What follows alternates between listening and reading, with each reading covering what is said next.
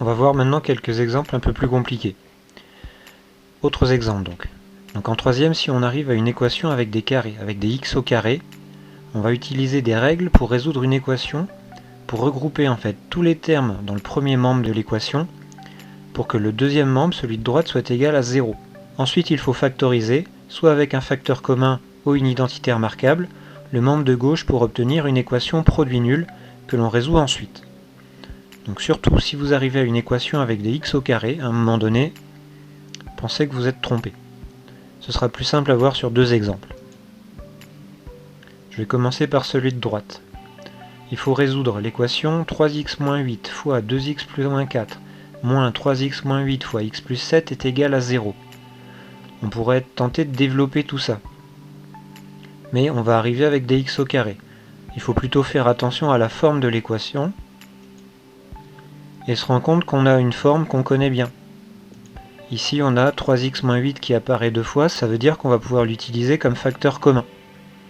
Donc si je factorise cette expression là, ça va me faire 3x moins 8 fois 2x moins 4 moins x plus 7.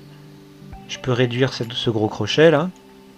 Ça veut dire 3x moins 8 fois 2x moins 4 moins x, mais attention à la règle des signes, moins 7, il y a un signe moins devant la petite parenthèse.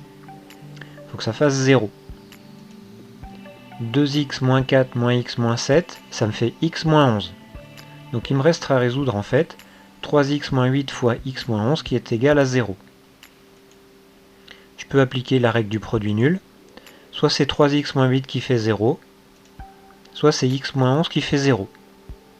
Pour que 3x moins 8 fasse 0, 3x est égal à 8, x est égal à 8 tiers, ou bien x moins 11 est égal à 0, c'est x qui est égal à 11. Donc là je remets x est égal à 11.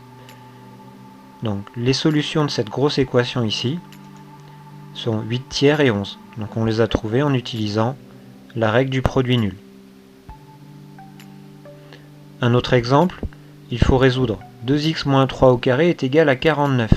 Ici je vais faire en sorte d'avoir 0, donc je vais enlever 49 de chaque côté. Donc l'équation va être équivalente à 2x moins 3 au carré moins 49, il faut que ça fasse 0.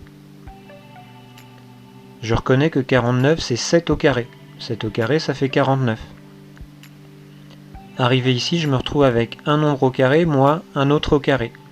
Donc si je reprends le chapitre sur les factorisations, je peux écrire ça a au carré moins b au carré, ça fait a moins b fois a plus b.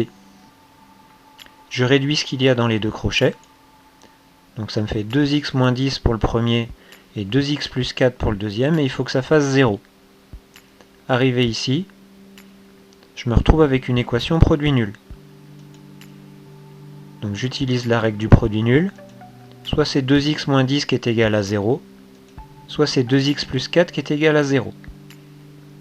2x moins 10 est égal à 0, ça veut dire que 2x est égal à 10, x est égal à 5, ou alors 2x est égal à moins 4, x est égal à moins 4 demi, c'est-à-dire moins 2. Donc les solutions de la deuxième équation sont 5 et moins 2.